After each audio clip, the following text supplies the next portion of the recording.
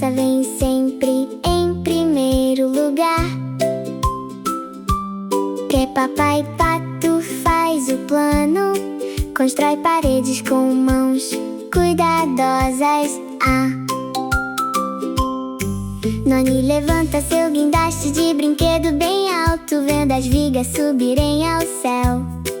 Nani conta os blocos um por um, aprendendo a construir direitinho. A família pata no canteiro de obras aprende. Nós vemos, aprendemos e crescemos.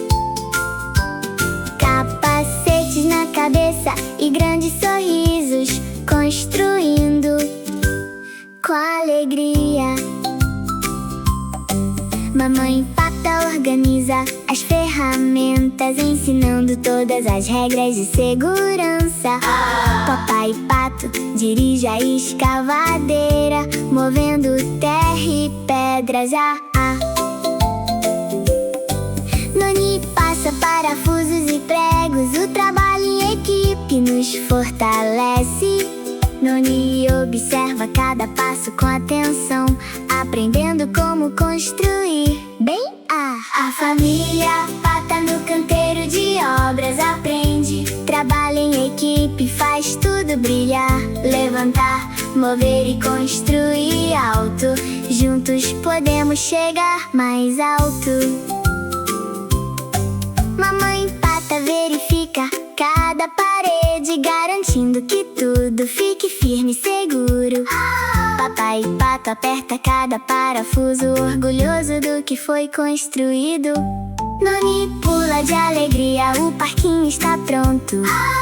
Noni bate palmas e gira feliz, cheia de alegria. A família pata no canteiro de obras aprende. Segurança e diversão juntos, mãos unidas, grande celebração. Construímos com dedicação.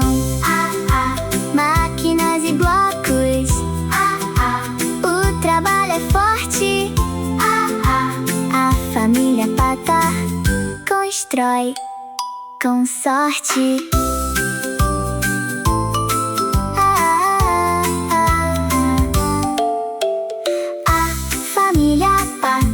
Aprendeu hoje. A família pata constrói com sorte. Adeus canteiro, até outra vez. Nova aventura